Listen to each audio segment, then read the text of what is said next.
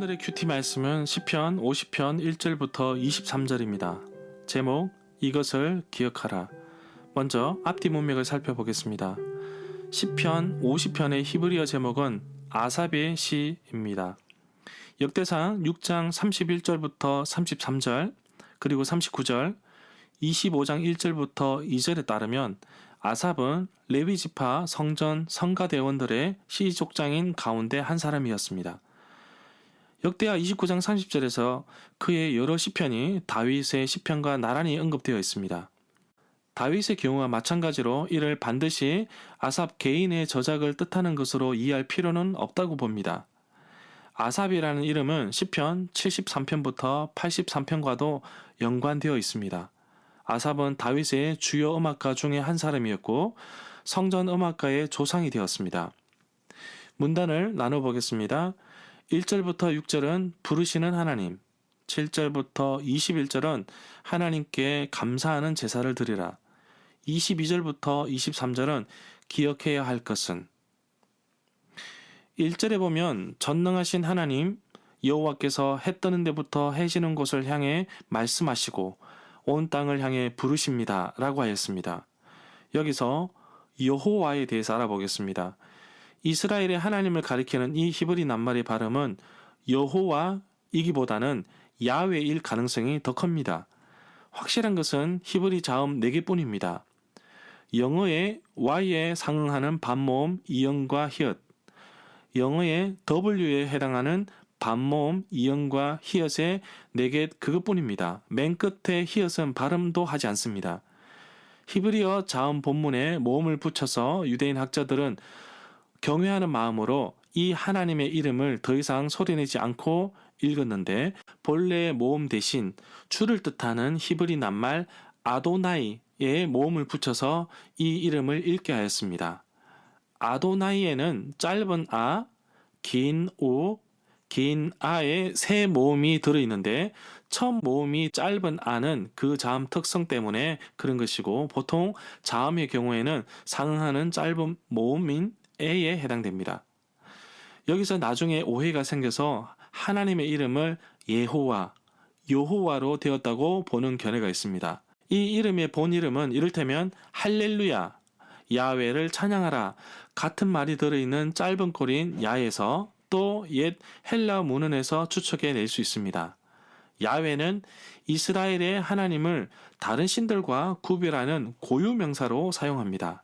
시간이 흐르면서 야훼께서는 유일하신 하나님이시고 다른 모든 신들은 죽은 우상들일 뿐이라는 깨달음이 일반적으로 인정받게 되었습니다. 야훼라는 이름의 뜻에 대해서는 여러 가지 주장이 있습니다. 출애굽기 3장 13절부터 15절에서는 이 이름이 있다를 뜻하는 히브리 동사에서 비롯된 것으로 풀이하면서 이스라엘의 하나님은 본질적으로 자기 백성들 및 자기 피조 세계와 함께 계신다는 점을 아주 잘 표현하고 있습니다. 여기서 있다는 단순히 존재한다는 것 이상을 뜻한다고 봅니다. 1절부터 6절에 단락에서 시편 50편은 하나님께 아뢰는 기도가 아니라 하나님이 하시는 말씀이라는 형식을 띠는데 성전 예언가가 절기 예배에서 낭송하는 듯 보입니다. 하나님의 부르심은 동으로부터 서에 이르기까지 온 세상에 들리지만 자기 백성에게 해당됩니다. 회중의 상대는 침묵하시는 하나님이 아니라 자기 백성에게 거듭거듭 책임을 따지시는 하나님이십니다. 심판의 장소에 하나님이 나타나시는 것을 신의 산으로부터 나타나시는 듯 여기에서는 시온으로부터 천둥과 번개의 폭풍이 예고되고 있습니다. 또 하나님은 하늘의 땅을 자신의 증인으로 불러내십니다. 이 심판의 기초는 언약인데 그 언약을 맺을 때 하나님과 백성은 서로에게 신실하기로 약속하셨고 제서로서 언약 체계를 엄숙히 마무리하였습니다. 8절에 나오는 번제에 대해서 알아볼 텐데 구약시대의 희생제사 중에 하나로 제단에서 짐승의 모든 부분을 완전히 태우는 것입니다. 다른 제사에서는 짐승의 어떤 부분만 태우기도 합니다. 7절부터 15절 단락에서 시편 40편 6절부터 7절에서 그러했듯이 여기에서도 제사의식을 비판하는 것으로 보이지만 제물을 무조건 거부하는 것이 아니라 규칙적으로 제물을 드림은 8절에서 분명하게 인정합니다. 그렇지만 제물에 대한 잘못된 이해, 곧 하나님이 제물을 마치 음식처럼 필요로 하신다는 생각에는 이의를 제기합니다. 사람이 어려움을 당하여 하나님께 감사 제물을 드리기로 서원할 수 있지만 하나님의 관심은 제물 고기가 아니라 감사 그 자체로서 이것이 제물의 본뜻입니다. 이 감사를 온 회중 앞에서 감사 찬송으로 표현하고 이로써 하나님이 구원에 대한 경험을 공적으로 선포하는 것입니다. 이것이 하나님께 중요하고 구원받은 자가 갚아야 할 서원에서 1차적으로 생각할 것입니다. 16절부터 21절 단락은 바른 예배의 둘째 요소, 곧 하나님의 가르치심에 순종해야 한다는 것에 대해 말하고 있습니다. 공적인 감사 고백 없는 제사의 의식은 무의미해지듯이 행함이 없이 그저 율례를 외기만 하는 것도 그러합니다.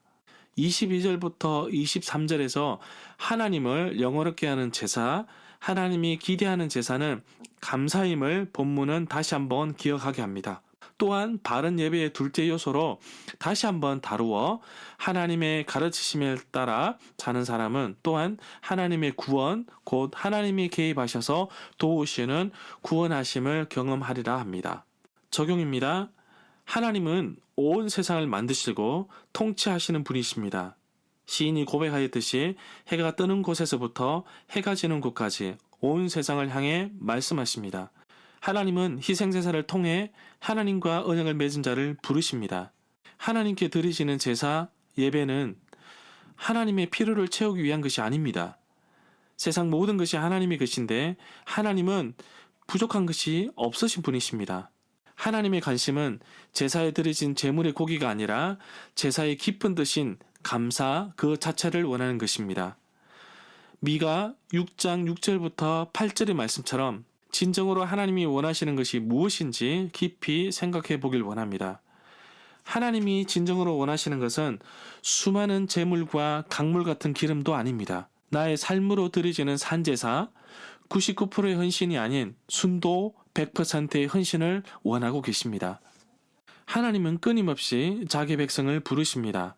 매일 드려지는 제사, 예배를 통해 하나님은 만나지만 그 예배, 제사 가운데 진정한 예배는 없고 형식에 얽매이는 모습은 하나님은 원치 않으십니다. 하나님을 절거히 부르며 하나님께 내 마음을 드리고 내 삶에서 하나님의 살아계심을 나타내는 그러한 삶을 하나님은 원하고 계십니다. 나의 삶을 남들이 볼 때에 초라하고 가진 것이 없어 보일지라도 하나님은 외모보다 중심을 아시는 분이십니다. 그래서 오늘 하루 예배 드리는 그 순간마다 하나님께 내 마음을 드리고 하나님의 말씀으로 새로워지는 예배, 감사와 찬양과 감격이 넘치는 예배가 되기를 간절히 소망합니다.